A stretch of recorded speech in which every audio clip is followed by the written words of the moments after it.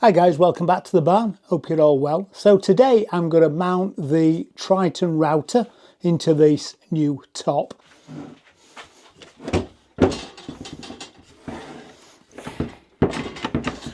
So the first thing I need to do is mark out centrally where I'm going to mount this. Need to cut an hole in the middle of this top, router it out so it's the same size as this top. Let's work out where I want this router. First of all, I want it within the sweep of this window so I can feed timber outside if I need to. Just makes the workshop that little bit bigger. So my nearest point is there. Already lost my pencil. So the halfway point is, this is 1220, so 610's the centre, so that's the centre in that direction. So that's the centre line of my top. The back of the cutter, or the furthest in, is there. That's about 340. So I could make that the centre of my cutter, and that would let me feed things out through the window. So I think that's going to be the centre point of my cutter. This plate is 300 by 238 and 300.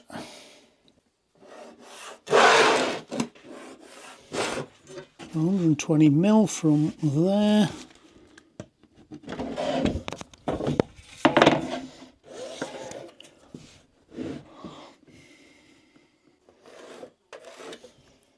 So that is our hole. That's the centre point, perfect for underneath.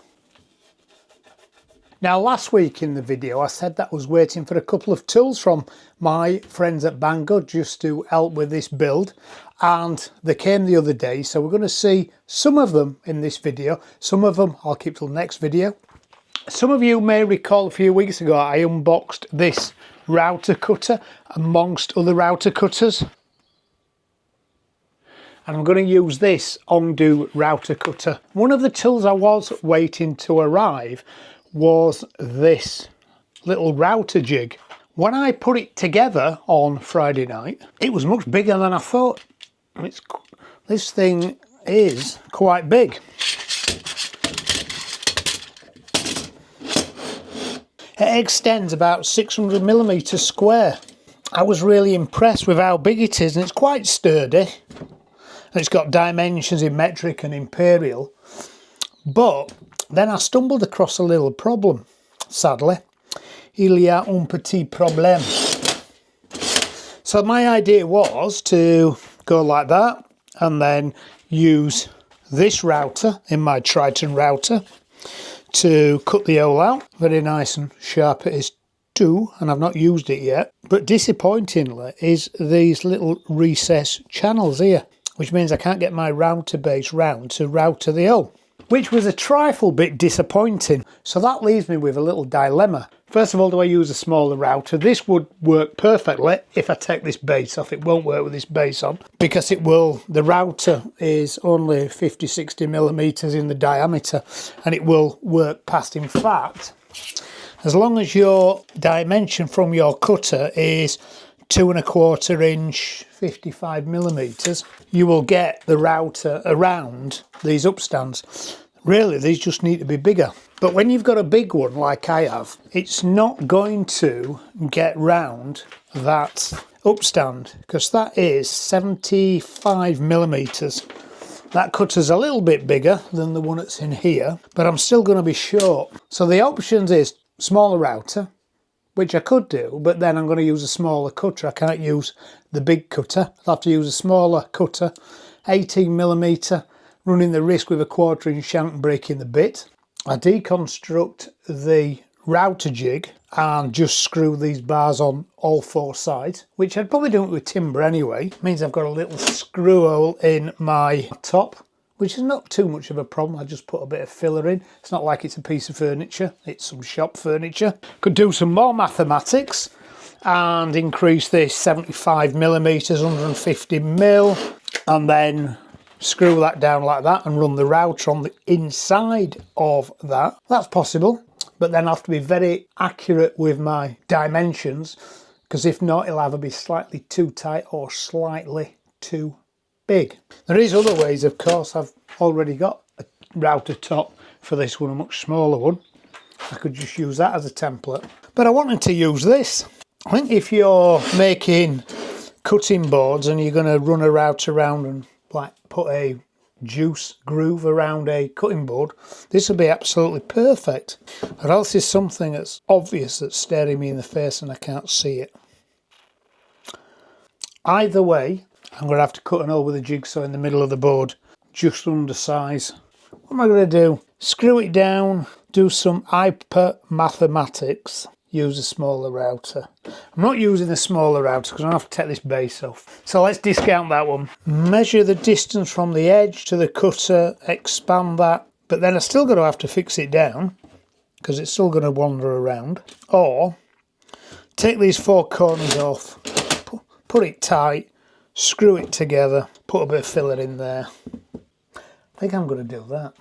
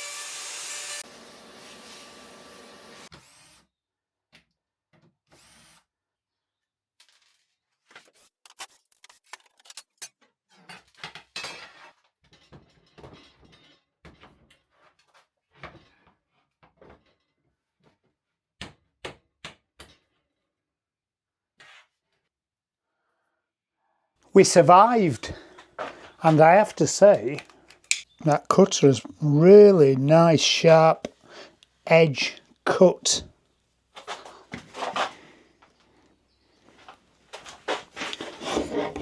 And the router plate fits absolutely perfectly. So the only issue, of course, is just these little holes here, but that doesn't give me too much concern. I've got some white filler. I'd rather have the little holes with a bit of filler in than I would a big chunk taken out of the top, because it's slipped. So some of you guys may have seen this, but this was the little router table top that I made it cantilevered off the bench edge to take this router. That's to take a different size router plate. Now this has the Kreg levelers on the back, so I'm going to take these off and apply them to the back of the new top. Now I also need to put this 12mm plywood on. These are actually made for a 25mm top, so 18mm is a bit too skinny, and they're fastened on with Kreg pocket hole screws. So if you put it through an 18mm top, it actually, first of all, the screw points come through the face of the top, but secondly, the little adjustment grub screws on the back are a little bit too long to work in an 18mm top. You end up with your router plate stood proud of the face of the router table.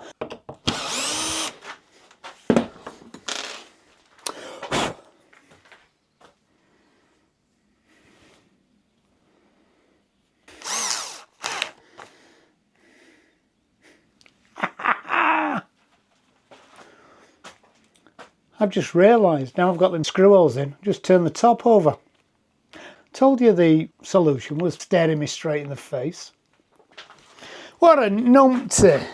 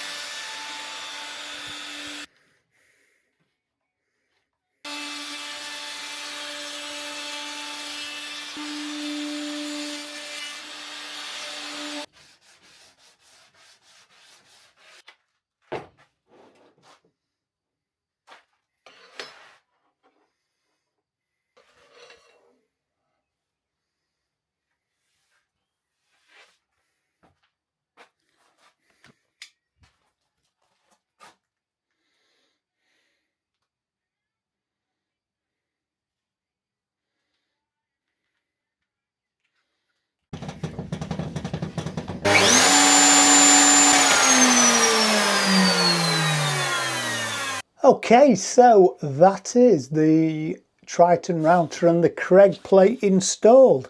Now that this router plate is in, this actual top, this router table top looks absolutely ginormous. The next step is to fit the router fence with two T-tracks that's running across the top, and then I've got an even longer T-track to go down the length of the top, which I'll use for either featherboards or for the router sled. But the problem is that the more you do on these tops, the worse a mistake will become. I'm going to keep the T-track install for next video. So maybe just take this time to address a couple of comments I had on the last video about this top folding upwards. And yes, I could fold it upwards. In fact, it would be advantageous sometimes to fold it upwards, but there's a couple of little things about folding it upwards. Firstly, if I fold it upwards, the body of the router is going to be stuck out into the workshop. So that's going to be a little bit of collision. And also what I want to do with this smaller top, may impinge the top folding upwards. But by folding it downwards, obviously, it does make it harder to get into them sustainers that are underneath. Although the stuff that's in the sustainers is stuff I don't access a lot. Thankfully, I was a former Olympic champion in limbo dancing, so I've got a really supple back. This is now the 4th router table.